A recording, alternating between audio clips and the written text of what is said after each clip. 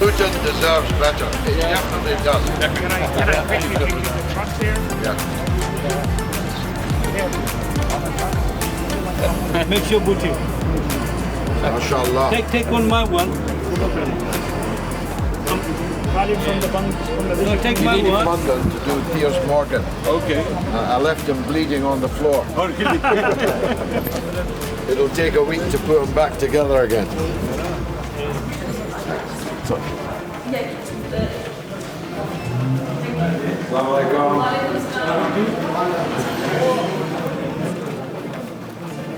Assalamu alaikum.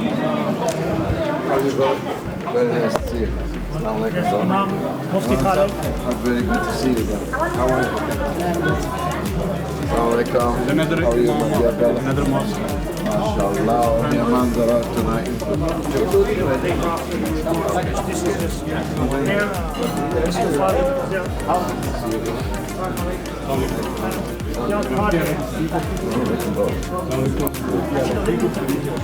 What a splendid place.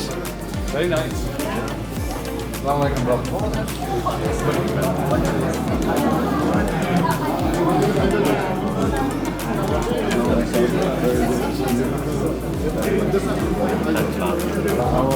We met you 10 years ago, I think. No, she's too young. She's too young to meet me 10 years Yes, ago. but she has. Can you show me the photograph? When you were a kid. She's my wife. Assalamu alaikum, ma.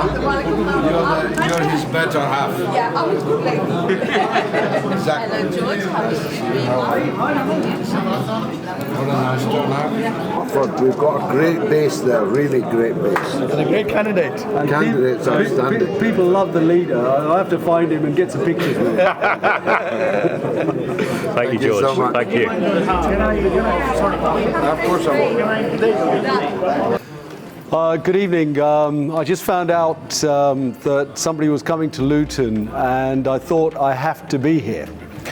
And that somebody is a chap called George Galloway that has been galvanizing our youth and our seniors and all of us against injustice for decades. Many of us have never been involved in politics. Me, I've got involved in politics in a minor way before when the Iraq War was on. But I got involved now. And the strength that I get is because we speak the truth. Nobody can sack them.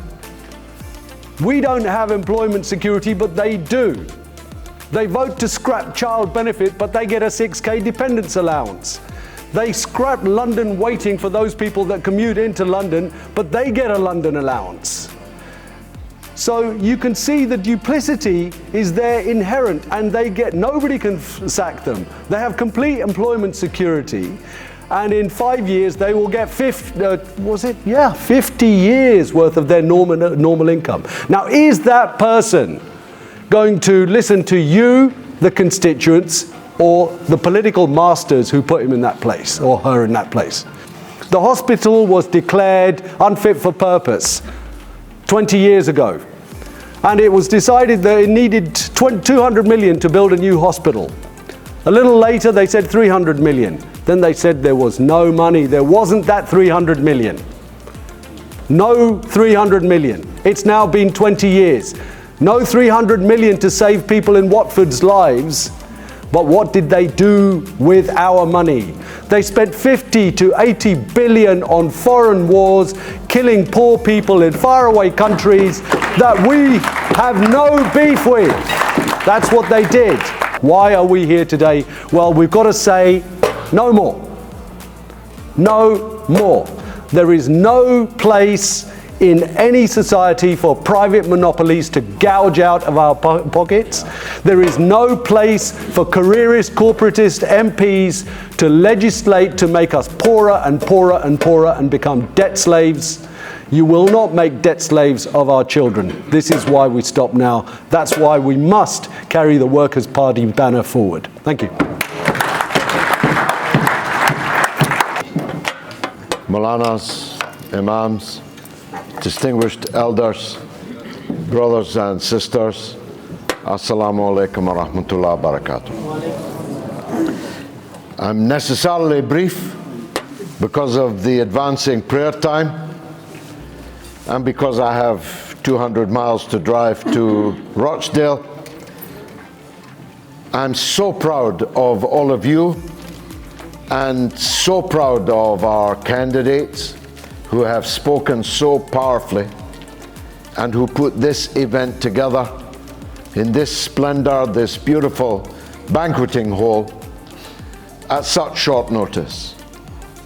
It's a tribute to them, and it's a tribute to the advancing influence and power of the Workers' Party of Britain, just 4 years old, and now standing in 154 parliamentary constituencies and challenging for power in every single one of them. And the more that I have heard of our candidates this evening and their campaigns. I just left Queen's Park, Brent East, Brent West, in the west of London. And before that, I had a 90-minute bout with Piers Morgan. It was supposed to be 45 minutes.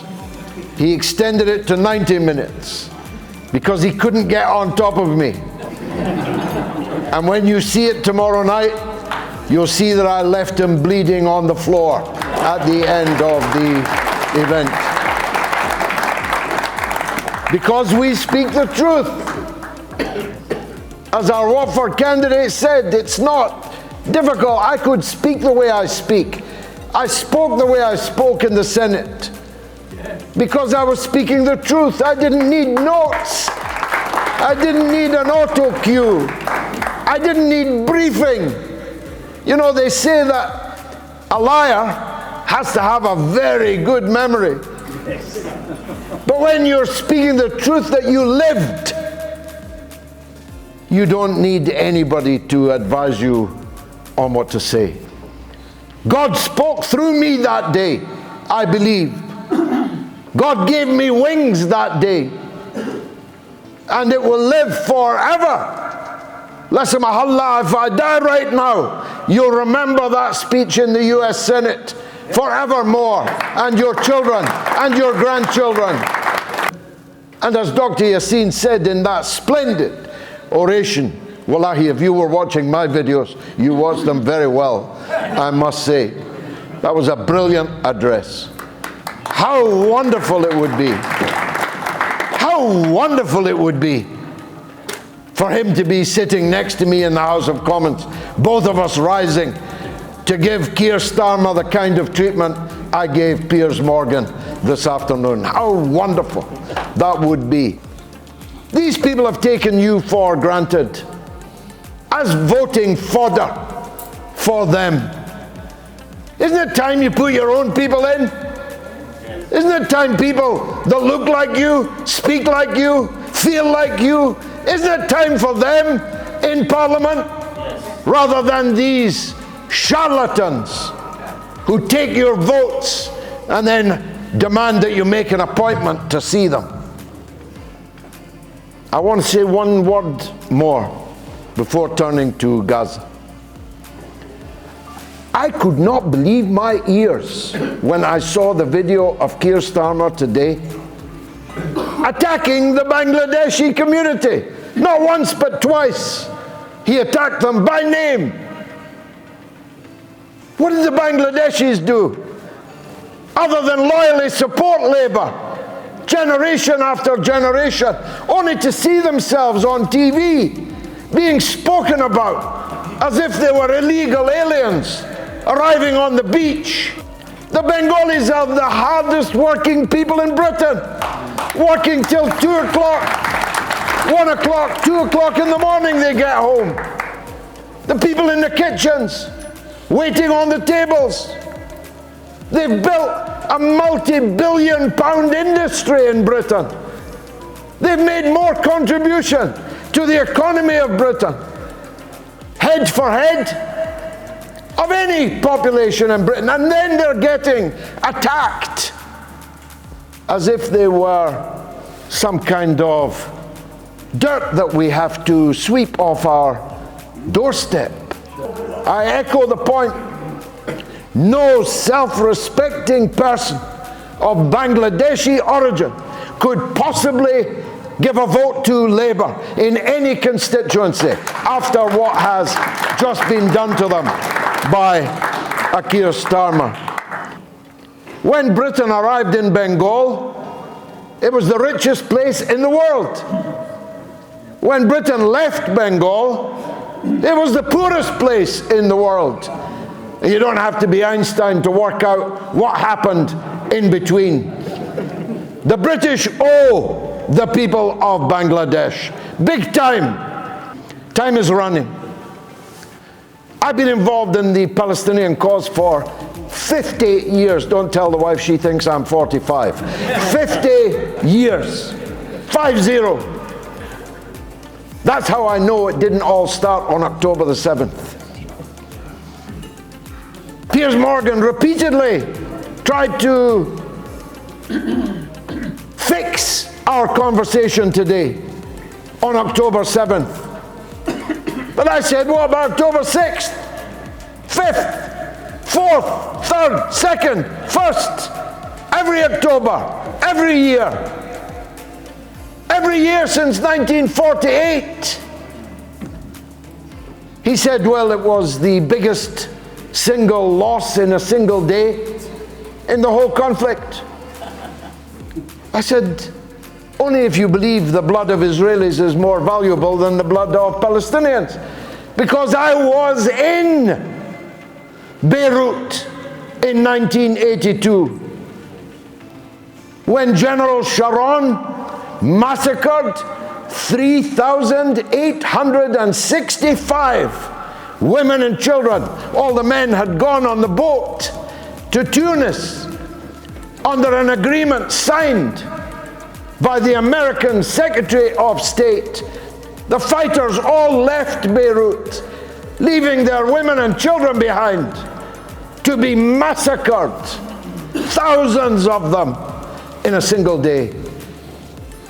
And the fact that these people imagine that it began on October 7th, that was the single biggest loss of life, is proof positive that they don't regard Muslim life as having the same value as non-Muslim life.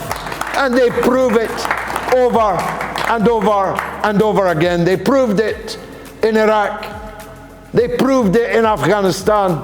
They proved it in Libya. And they're proving it all over again in Gaza. If you had been with me in Beirut in 1982, you would still remember the smell of death. But there are no videos.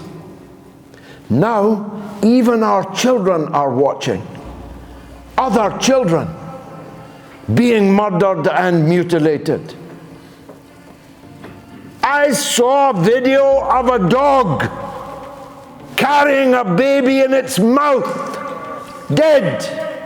The dogs in Gaza are feasting on the bodies of the Palestinian people in a concentration camp, being annihilated by their guards.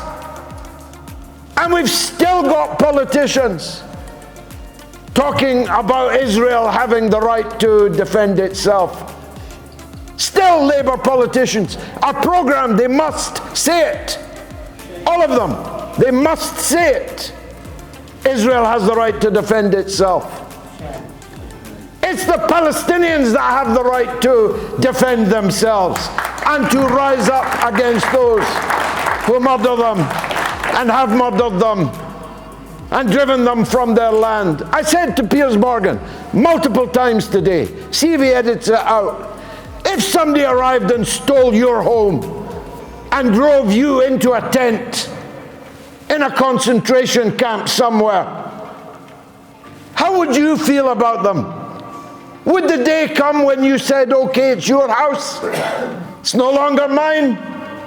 What kind of human would say that? As long as there are two Palestinians left alive, resistance to the occupation will continue. And the slaughter, for that is what it is. The genocide, for that is what it is being facilitated, paid for, armed, informed by spy planes flying out of our base in Cyprus, diplomatically covered for in the United Nations and in all international fora, from UEFA to the Eurovision Song Contest. Israel are welcome.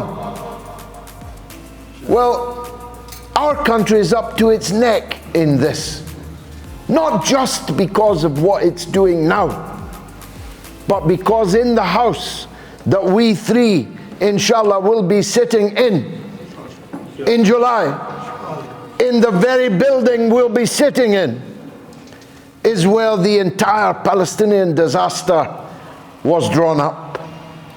When one people offered to a second people the land that belonged to a third people in the Balfour Declaration. The British Empire is the author of the Palestinian disaster, just like it's the author of the disaster in Kashmir and in so many other places around the world. So who, if not us here in Britain, must raise up our voices? We're commanded, aren't we, Maulana Sahib? If we can, we must raise our hand against injustice. If we cannot, we must raise our voice against it. And if we cannot, we must curse it in our hearts. Well, we in Britain have the ability to do all three. And we're not asking you to fight. We're just asking you to vote. Don't vote Labour. Whatever else you do, don't vote Labour. Don't reward Starmer for saying that the Israelis had the right to cut off the water, electricity, medicine, close the gates, starve the people, allow the disease to go rampant, famine, all the while being bombed in your tent, burying your small children, being unable to get your old father out from under the rubble. Israel has the right, said Keir Starmer. I said earlier, and I close here, no Bangladeshi can possibly vote Labour now. No Muslim can vote Labour now, of any nationality. No Muslim can vote Labour now. Because if you do, the blood that's on Starmer's hands will transfer to yours. And on the last day, as the Maulana Sahib said, on the last day you'll not be asked what he did or she did. You'll be asked what you did. How are you going to answer the question? How are you going to answer the question? What did you do when you saw that baby in the mouth of that dog? What are you going to say? I voted for the Labour Party, which supported the massacre? Really? You think you'll get past the pearly gates into Jannah with an answer like that? I highly doubt it. Wassalamu alaikum wa rahmatullahi wa barakatuh.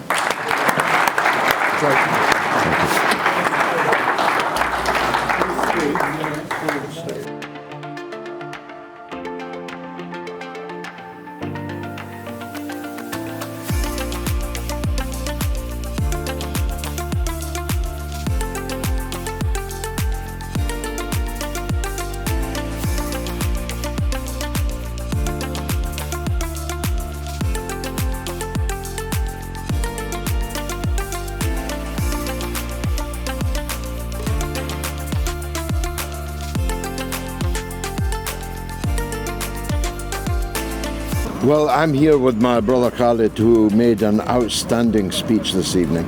I can't wait to hear him speaking in the British Parliament. He bowled everyone over with facts even I didn't know. I made note of some of the facts that he gave, which were truly powerful. And his speech was so inspiring. His campaign is so inspiring. And he has a real chance of being the Member of Parliament for Watford.